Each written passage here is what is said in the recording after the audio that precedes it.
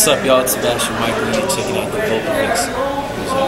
Hey you guys, it's Whitney here with the Vocal Vixen, and I am here with Sebastian Mikael. What's going on? How are you? I'm doing great. That's good. Are you looking forward to Christmas Only? Most definitely. Is this your first time performing here?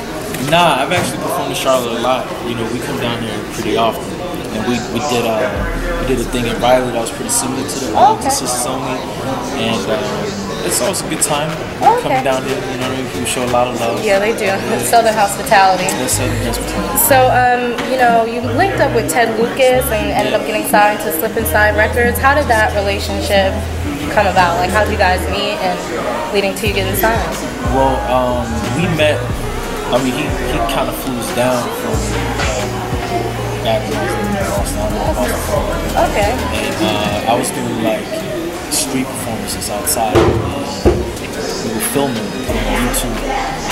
And people started recognizing like, oh, that's doing like performing outside. Like, the guitarists and stuff. They used to people used to like stop and gather around and stuff like that. They came across like our videos and stuff like that on blogs, and they flew that from me.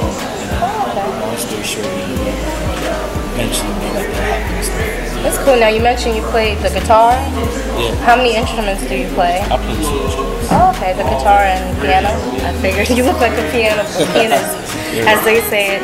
Now, being that you're a new artist, I'm sure you get like a lot of comparisons. So, in 3 words, how would you describe your sound? Soulful, innovative. And I say instrumental. I like that. Yeah. Never heard that one before. You come from such a diverse background. Your mom is Ethiopian, right? And your dad is Swedish. So how do you think being from such a cultural world has influenced your music? Everything. Really? That's everything. I think that, me growing up, in Sweden, it's a lot of growing up, there's a lot of racial tensions. It was really, there wasn't like, in certain communities, like very Swedish communities, common seeing interracial couples. Okay. You know what I mean? So me growing up, like having 2 different cultures, like, I had a lot of African people around me, a lot of like just, yeah. And I grew up with a lot of them, so it's like, to me, it was common. A lot of other people. Everything that I went through back home, and stuff like that, I put in my music. And that's what I want to share. Like, with the music I put out, like, I'm just trying to inspire other people. Right, just trying to let people know who Sebastian Mikael is. Let people know who I am, but also just inspire them that you can come from any background, you can come from anywhere. It doesn't matter. It doesn't matter. You still got the same shot as everybody else to do. Right. So you said you lived in Sweden and you lived in Boston. How many other different places did you live? I lived in LA too. I live in New York now. Okay. I'm just a nomad.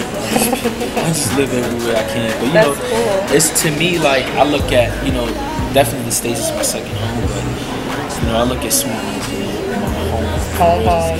Home is where the heart is. Exactly. But even though I've been living there for so long, I just kind of like I can consider any place. You know what I mean? Like I've been used to living in so many different places that to me don't really matter.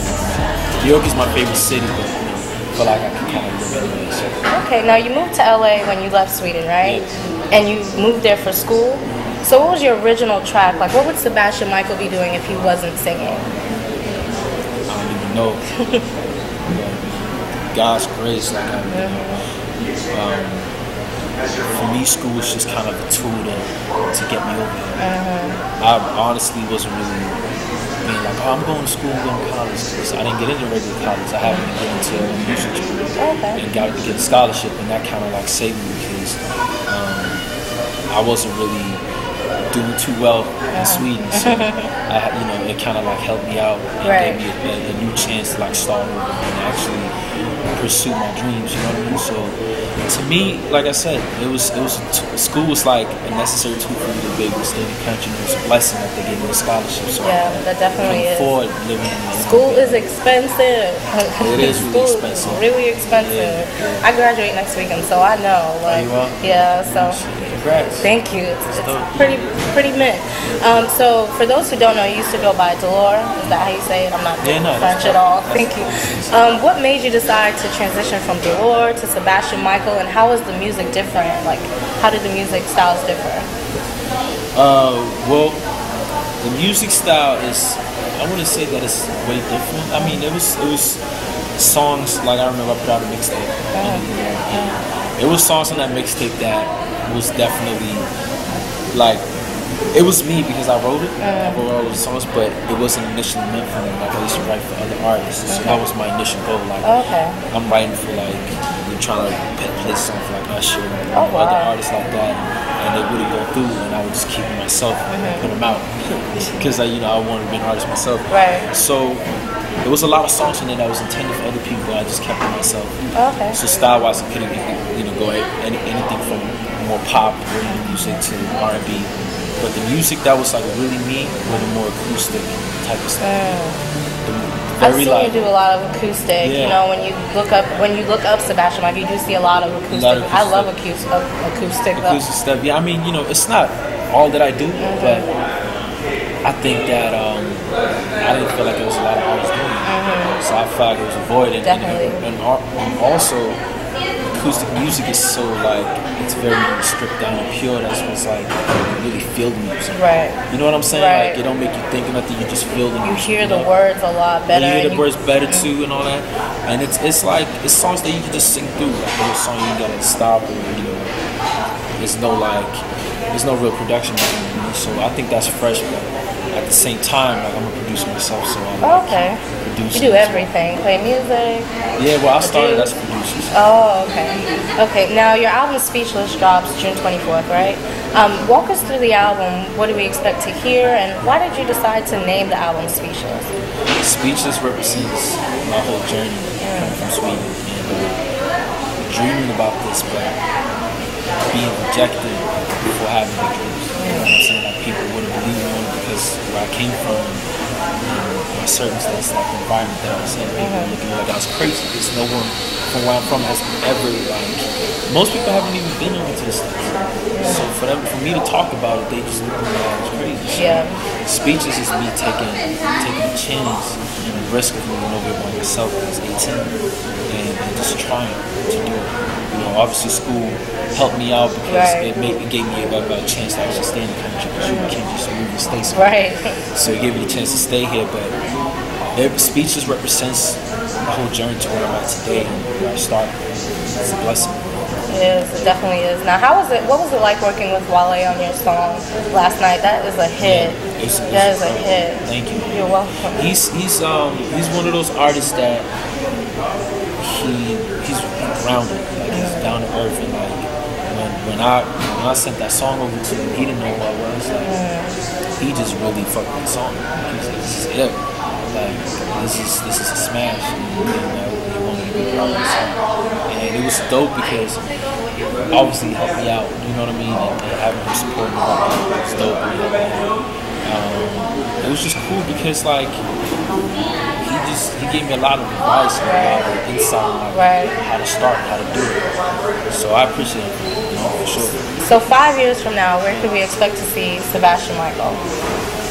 I don't know. I take day by day, but obviously I'm going for the Grammys, all the awards out there. Yeah, I hear you. I'm definitely going for that, and obviously make more albums. I'm already thinking about my second album. Wow! It hasn't dropped yet. But I think every artist do that. Even though like my first album is like I haven't even put it out yet, and it's my baby. You know what I mean? Like I'm so excited about it, but since I already recorded all the songs, I'm thinking about the next songs and stuff like that. And I think that's the most important thing, like staying creative. Because if you stay creative, like there's no limits to how far you can go.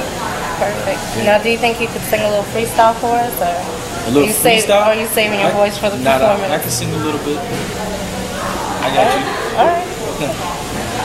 Can't lie when I watch my baby lip gloss back just came from the spot, head down to the girl that was 4 shots ago. Now you can't believe that she did it with me, but But you wasn't saying that last night. Yay. Thank you so much, Sebastian Mikael. Thank you. I'm gonna do that. Only I can do that. I can try, though. I can try. Thank you, Wendy. Wendy.